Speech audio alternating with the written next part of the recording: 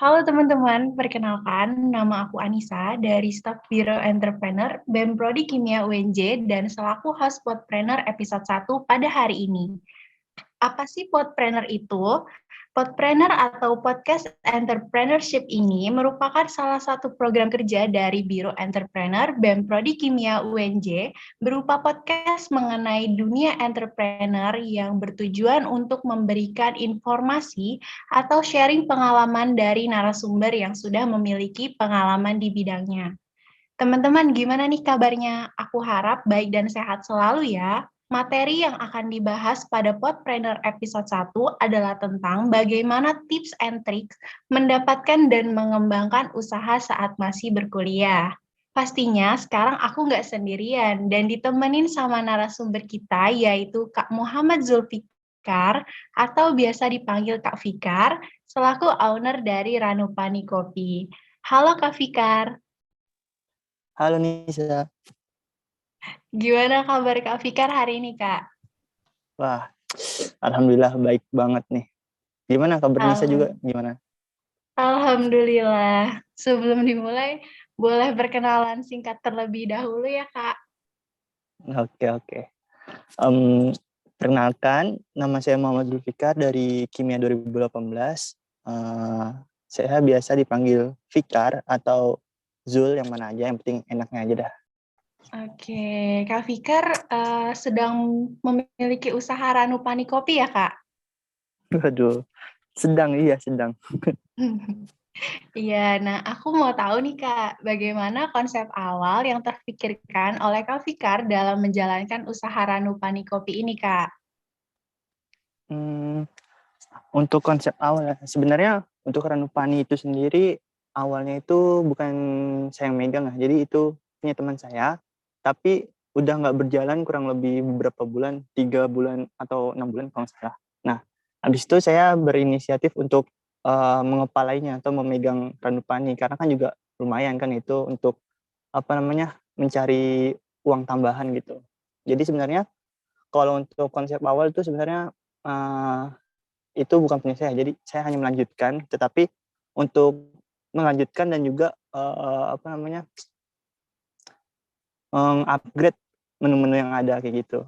Oke, nah dari sekian banyak usaha yang bisa dijalankan ya, kenapa Kak Fikar memilih untuk melanjutkan usaha ini, Kak? Karena saya melihat kalau misalkan kan produk saya ini atau usaha saya kan ini di bidang minuman ya, khususnya kopi ataupun susu. Nah, saya melihat kalau untuk uh, orang menjualan kopi atau usaha yang menjualan kopi itu ada nilai sendiri tuh, ada nilai plusnya kayak wah kopi nih, wah, langsung kayak kelihatan kerennya gitu menurut saya. Jadi saya bersedia untuk mengepalai Ranupani karena hal tersebut. Terus juga uh, apa namanya kan kalau misalkan kita lihat itu dari beberapa produk yang pernah ada, dari beberapa jualan-jualan yang pernah ada, khususnya di bidang makanan ataupun minuman, kayak pernah ada waktu viralnya gitu, misalkan kayak es kepamilo. Es kepamilo kan juga pernah viral, cuma nggak bertahan lama kan, kayak hanya beberapa bulan ataupun hanya beberapa minggu. Tapi kalau untuk kopi sendiri ataupun susu itu sendiri, itu menurut saya udah bertahan cukup lama ya, dari 2015 kalau nggak salah itu udah mulai kafe-kafe kecil yang sedikit gitu, terus sampai sekarang 2021 teman-teman bisa ngeliat banyak banget kafe di pinggir jalan, dan itu saya tuh kopi ataupun susu. Jadi menurut saya ya untuk membuka usaha kopi ataupun susu itu ya nggak ada batas kapan viralnya gitu, nggak ada batas kapan tenarnya, karena itu akan selalu tenar dan banyak orang meminatinya kayak gitu Nisa. Oke, iya apalagi buat para pecinta coffee lovers ya, Kak. Apa Waduh, jangan-jangan bener Kak Fikar banget. nih, apa jangan-jangan Kak Fikar coffee lovers juga nih, makanya Waduh, terinspirasi. bisa dibilang begitu sih, walaupun awalnya itu Hmm. nggak suka kopi karena pandemi ya, jadi kita menjadi coffee lovers. Oke, Kak. Hmm, apalagi nih ya, Kak, sekarang Kak Fikar juga masih berkuliah ya. Nah, sebenarnya apa sih motivasi Kakak buat membuka usaha saat masih berkuliah ini? Waduh, motivasi ya. Jujur, kalau untuk motivasi pasti karena uang ya kan. Kita butuh duit, apalagi pandemi. Kalau untuk mahasiswa yang masih membutuhkan uang jajan atau dikasih uang jajan, kalau udah pandemi kan itu online ya, jadi uang jajannya itu berkurang, makanya pasti membutuhkan uang tambahan. Nah, jadi ini salah satu kenapa saya ingin memegang Ranupani, karena kan juga lumayan gitu untuk ladang bisnis, ladang uang. Nah, itu salah satunya. Terus yang lainnya itu apa ya? Saya ingin menantang diri saya gitu kan. Jadi kalau cuma saya kuliah doang, saya nggak punya ilmu di luar seperti ilmu berbisnis atau ilmu berdagang ataupun cara-cara lainnya, promosi. Nah, jadi saya ingin menantang diri saya untuk, wah, saya pengen dagang nih, lumayan lah. Selain dapat uang, juga dapat ilmunya kayak gitu. Terus yang lainnya itu saya ingin mengisi waktu kosong. Tapi jatuhnya kalau saya memegang Ranupani itu awal tahun ini atau bulan Februari kalau nggak salah. Nah, itu berarti saya udah masuk semester 6. Sebenarnya kalau dilihat dari semesternya itu udah termasuk semester yang cukup sibuk ya sebenarnya. Tapi menurut saya dari kesibukan itu masih ada beberapa yang kosong gitu. Jadi ya lumayan lah untuk ngisi waktunya itu dengan berjualan atau apa namanya mengupgrade atau berinovasi terkait dengan produk-produk yang akan dikembangkan atau yang akan dijual ke orang lain kayak gitu. Berdagang sekaligus mencari ilmu, juga berinovasi ya. Wah, keren banget nih Kak Fikar. Iya. Aku pengen tahu juga nih Kak, apa aja sih Kak yang menjadi dasar-dasar dalam memulai usaha Ranupani Kopi nih Kak? Dasar-dasar ya. Kalau untuk dasar-dasar, yang pertama itu pasti niat. Soalnya kan bukan kebanyakan sih, pasti ada orang yang hari ini niat, besoknya nggak niat. Hari ini pengen nih jualan, pengen ngelakuin ini, tapi besoknya tar dulu deh, terus tar dulu sampai akhir. Jadi nggak kepegang kan mau dagang atau mau gimana. Nah, jadi itu fungsinya niat. Kalau misalkan kita udah megang suatu produk atau kita sudah mengepalai suatu produk, kalau misalkan kita niatnya itu hilang, itu siapa yang bakal memegang produk kita, siapa yang mau ngelanjutin, apakah nanti orang yang bakal ngelanjutin produk kita itu dapat mempertahankan produknya, atau malah menjatuhkan produknya kayak gitu. Terus dasar yang lainnya itu menurut saya itu waktu ya, karena kan waktu juga lumayan penting gitu. Kalau misalkan kita terlalu sibuk untuk ngurus yang lain, kopi kita atau produk-produk kita nggak ada yang megang, itu nanti yang ada tidak berkembang. Tapi ini khusus untuk yang apa namanya baru memulai usaha. Tapi kalau misalkan teman-teman udah ada yang memulai usaha udah lama ataupun usahanya udah berkembang pesat, pasti kan ada orang-orang yang handle. Nah, untuk saya itu sendiri karena saya masih baru dan tim saya cuma bertiga, jadi saya punya tim itu bertiga. Dan kalau misalkan saya lepas, takutnya teman-teman saya yang lain itu nggak ada yang bisa handle gitu.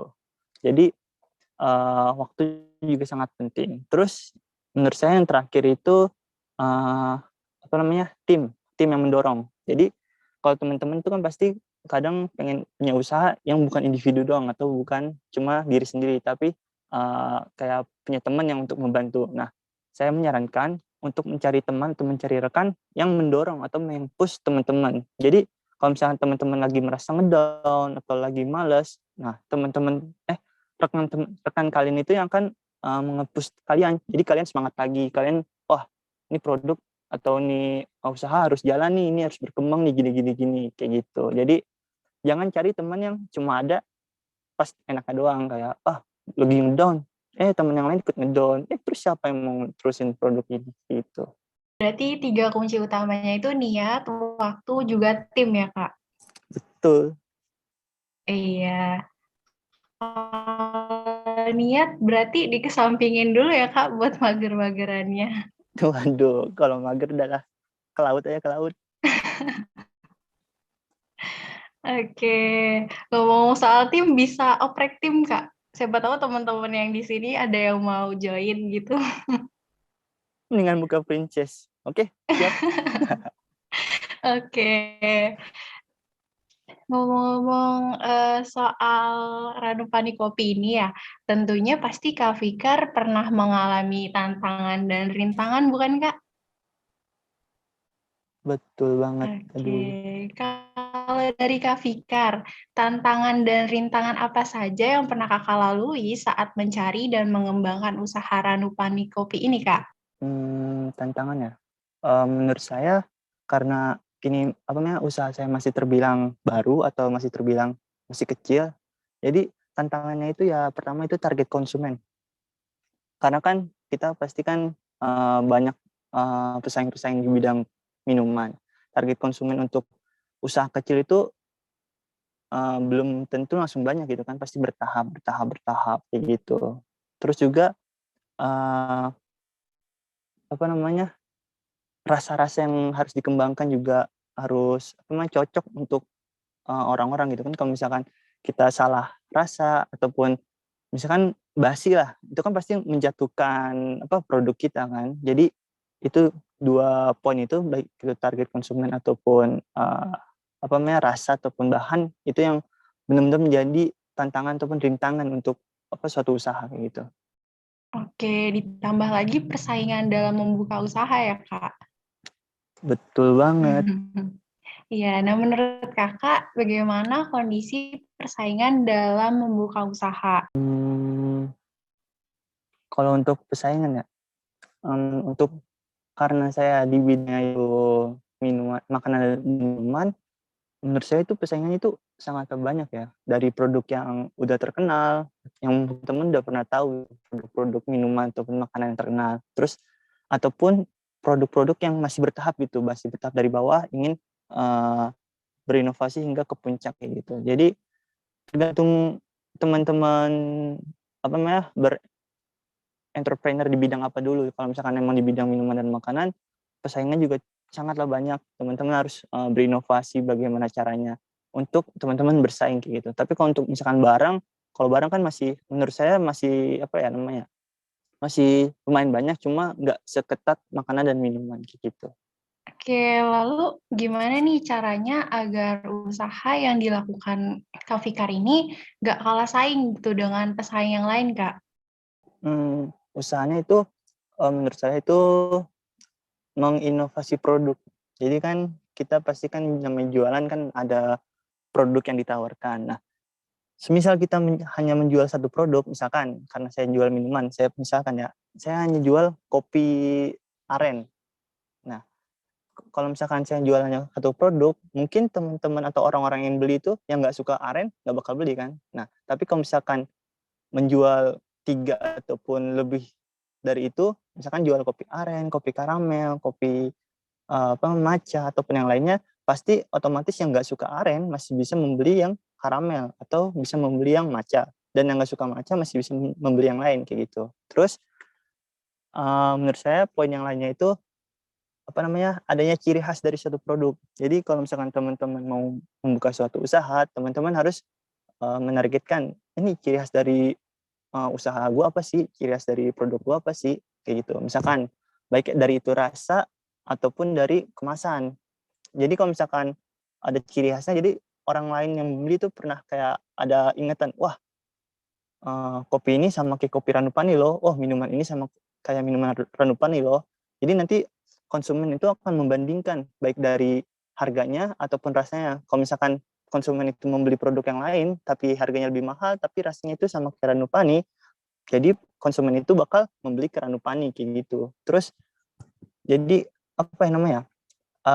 timbul mindset dari konsumen kalau rasa Ranupani itu kayak gini, ciri khas Ranupani itu gini. Terus dari segi harga juga nih, kalau coba saya misalkan ya, kalau Nisa saya suruh pilih antara produk A atau produk B yang menjual minuman yang sama, harganya sama, tapi produk A itu lebih terkenal, Nisa lebih milih mana, produk A atau produk B? Lebih terkenal ya, Kak? Yang lebih terkenal kan. Nah, jadi kayak gitu juga kok. Jadi gimana caranya agar kita itu bersaing dengan produk-produk yang lebih terkenal, tapi harganya itu, tapi rasanya itu nggak beda jauh, ataupun dagangan kita itu juga laku gitu. Caranya itu dengan menargetkan harga yang bukan cukup sih, yang berbeda gitu. Jangan terlalu mahal juga, tapi jangan terlalu murah. Yang penting teman-teman dapat untung kayak gitu. Bertahap aja nggak apa-apa, dari yang harganya murah, terus lama-lama sedang, dan lama-lama bisa menyelesaikan dengan produk-produk lainnya kayak gitu. Tapi jangan menurunkan cita rasanya ya. Kalau untuk produk makanan ataupun minuman. Terus Yang terakhir menurut saya itu upaya itu dengan promosi. Nah, misalkan di sini teman-teman udah ada yang pernah beli produk saya, Nisa contohnya, Wildan contohnya. Nah, pernah saya meminta Nisa ataupun Wildan ataupun teman-teman yang lain yang udah pernah membeli produk saya kadang minta, tolong promosiin dong di Instagram, tolong ini dong, tolong itu. Nah, itu salah satu upaya saya mempromosikan produk saya gitu. Kenapa? Karena kan kalau misalkan hanya saya mempromosikan di sosial media saya, hanya mencakup circle saya ataupun lingkungan-lingkungan teman-teman saya. Saya nggak bisa menjangkau orang ketiga ataupun temannya teman saya, bingung kan tuh. Nah, sebut aja orang ketiga. Nah, kalau misalkan saya meminta promosiin ke yang sudah pernah beli, kan otomatis temannya si yang udah pernah beli itu ikutan beli, atau orang ketiga itu bakal tahu dong kalau, wah ternyata ada kopi ini loh, wah ternyata temen gue pernah beli ini loh, kayaknya enak, beli kayak gitu. Nah, itu salah satu upaya biar orang lain tahu ataupun biar produk kita walaupun kecil tapi bakal dibeli sama orang. Seperti itu. Pertama, berinovasi rasa karena setiap orang punya seleranya masing-masing ya, Kak. Betul banget. Iya, dan kedua, membentuk ciri khas. Kemudian promosi nih. Setelah promosi, itu dapat promo kan ya, Kak? Bisa. Kalau misalkan udah beli yang lumayan, ntar kita ada promosi ini. Tungguin aja, bentar lagi mau promosi lagi nih. Alhamdulillah. Ditunggu ya teman-teman semua. Aduh, oke. Ditunggu ya teman-teman semua. Oke.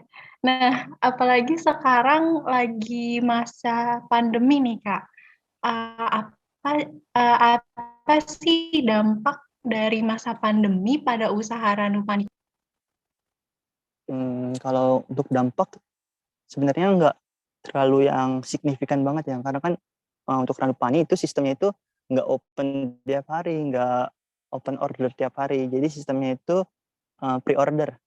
Nah, dan nggak minggu itu Ranupani. Jadi apa namanya, karena sistemnya itu karena pandemi dan karena online, jadi itu lebih menguntungkan menurut saya, karena banyak orang di rumah, banyak orang yang gabut, malas keluar. Nah, itu chance-nya itu lebih besar untuk orang itu membeli minuman online. Nah, karena dagangan saya itu online, jadi chance orang untuk membeli dagangan saya lebih besar dibandingkan apa namanya, pada saat offline. Karena kan kalau offline itu lebih ke tempat gitu kan, ke tempat yang seperti kafe ataupun yang lainnya kayak gitu. Terus tapi menurut saya ada kekurangannya juga, karena saya tidak bisa menjangkau pembeli atau konsumen yang wilayahnya itu cukup jauh, karena kan keterbatasan biaya pengiriman ataupun yang lainnya. Tapi kalau misalkan offline ya mungkin bisa ketemuan pada saat perkuliahan atau pada saat rapat ataupun yang lainnya. Jadi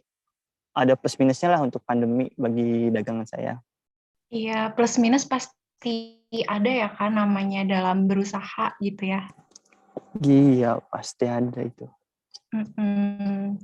Nah, jika suatu ketika usaha yang dilakukan ini gagal gitu, Kak, gimana sih cara Kak Fikar dalam menghadapinya? Waduh, pemisalannya serem juga ya, gagal. Hmm, Kalau untuk menghadapinya ya, sebenarnya kalau untuk sebutan gagal sih semoga jangan ya, tapi lebih ke sepi pembeli atau sepi konsumen. Nah, kalau seperti itu pernah, karena pernah di beberapa minggu ya, konsumennya itu hanya terhitung jari gitu, nggak terlalu banyak. Nah, cara menanggapinya itu pertama saya melakukan promo. Promo juga itu merupakan trik marketing untuk menarik pembeli. Terus yang kedua, karena saya itu order, saya pernah meliburkan terlebih dahulu beberapa minggu atau pernah beberapa bulan. Nah, ya selain karena untuk apa namanya, menarik orang lain, wah kok ini udah nggak buka lagi sih, padahal pengen beli loh. Kok ini tutup atau gimana? Terus pada saat sudah kita buka kayak wah langsung beli gini gini gini. Nah, itu menarik orang lain atau terus apa namanya, selain karena sepi konsumen juga lebih ke kesibukan gitu kan. Karena sambil kuliah, teman-teman saya, tim-tim saya juga kuliah. Nah, dan itu juga mempengaruhi kapan saya membuka orderan, kapan saya harus menutup orderan.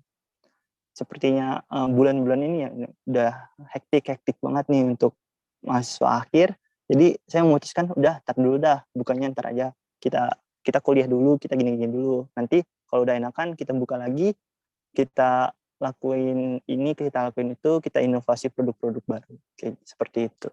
Cara mengatasinya lebih meningkatkan lagi ya Kak dalam usahanya. Iya, lebih apa ya namanya?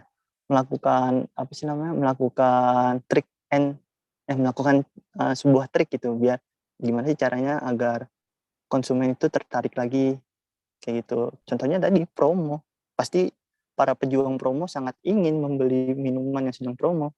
Semangat Kak, betul. Semangat sekali.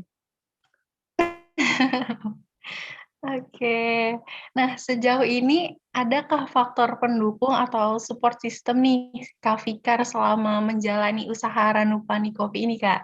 Aduh, support system. Untuk support system pastinya kan Allah ya, Tuhan, Allah Subhanahu wa taala. Tanpa kalau misalkan nggak diberi jalan kan kemungkinan saya cuma menjadi mahasiswa pada umumnya, belajar, main dan lain-lain. Terus yang kedua, orang tua, karena tanpa orang tua yang mendukung, kemungkinan juga saya nggak bisa nih menjalankan suatu usaha seperti ini. Karena kan kalau orang tua yang mendukung kan, wah kita lebih semangat gitu untuk menjalankannya. Terus yang ketiga, circle saya ataupun teman-teman saya. Karena untuk produk yang dimulai dari awal itu membutuhkan teman untuk membeli. Karena kan nggak mungkin dong kalau misalkan kita langsung, wah produknya sudah terkenal gitu kan. Emang kita apa, artis? Kalau artis kan wajar gitu, langsung baru beberapa bulan atau beberapa hari udah langsung terkenal kan. Nah itu butuhnya teman. Jadi teman untuk membeli produk saya sehingga dengan support mereka, produk saya itu mulai dikenal sama orang-orang lain. Iya, banyak Kak support sistemnya. Alhamdulillah. Alhamdulillah. Nah, mungkin ini pertanyaan yang terakhir ya, Kak. Apa aja sih tips and tricks jika ingin menjalankan usaha berdampingan dengan kuliah nih, Kak? Tips and trik ya. Yang pertama menurut saya itu pilih usaha yang menurut kalian itu bisa dijalankan sambil kuliah. Karena kan misalkan kalian itu senang dengan usahanya itu, kalian akan lebih mudah untuk menjalankannya dibandingkan kalau kalian terpaksa atau tidak senang dengan usaha yang kalian lakukan, kalian akan lebih berat menjalankannya. Terus yang kedua, manage waktu. Karena kan waktu seperti yang tadi saya bilang, waktu itu penting. Kalau misalkan kalian nggak punya waktu, ataupun kalau misalkan kalian nggak bisa membagi waktu, kalian akan keteteran antara usaha ataupun dengan kuliah. Terus yang ketiga, cari rekan yang benar-benar mendorong kalian, atau cari rekan yang benar-benar ingin berjuang bersama kalian, nge-push kalian, jangan yang pull atau yang narik kalian atau yang menjatuhkan kalian. Terus yang terakhir, kurangkan ego. Jadi jangan terlalu perfeksionis banget. Perfeksionis boleh, tapi ingat kondisi, jangan pada saat langsung buka, harus gini. Egonya juga harus diatur. Gimana caranya biar usaha kalian tuh jalan dan pelanggannya itu banyak dan dikenal orang. Wah, gak kerasa ya, Kak. Kita udah cukup lama nih berbincang-bincang mengenai Ranupani Kopi ini. Dari Kak Fikar nih, apakah ada closing statement, Kak, untuk Podpreneur hari ini? Closing statement-nya udah di ujung berarti. Closing statement-nya, closing statement, menurut saya entrepreneur itu bukan sesuatu yang buruk ataupun jelek. Jadi jangan malu untuk berentrepreneur atau berwirausaha pada saat kalian masih kuliah, karena dengan itu merupakan pijak kalian untuk di entrepreneur itu pijak yang bagus berinvestasi mengembangkan kalian. Seperti itu Nisa, statement dari saya. Oke. Atau mau promosi dulu nih Kak Fikar buat Ranupani Kopinya, Kak? Boleh banget, boleh banget. Waduh, podcast gak bisa nampilin gambar nih. Waduh. Oke. Jangan lupa teman-teman untuk membeli produk saya. Untuk saat ini masih belum open, jadi ditunggu aja. Nanti akan ada promo yang cukup menggiurkan di kurang lebih awal tahun. Dan jangan lupa follow IG-nya @ranupanikopi. Nggak ada underscore, nggak ada angka, pokoknya @ranupanikopi. Pokoknya follow, nanti di follow back deh. Iya, bener-bener. Teman-teman jangan lupa ya buat ditunggu aja gitu dari Instagram Ranupani Kopi ini. Apalagi minum Ranupani Kopi tuh sambil kuliah online enak banget ya, Kak. Wah, gimana nih, udah pernah beli? Boleh lah. Duh, kalau sekarang review makin panjang nih podcastnya, Kak. Waduh. Oke. Baik, terima kasih kepada Kak Fikar selaku narasumber Podpreneur episode 1. Sampai jumpa di podcast berikutnya.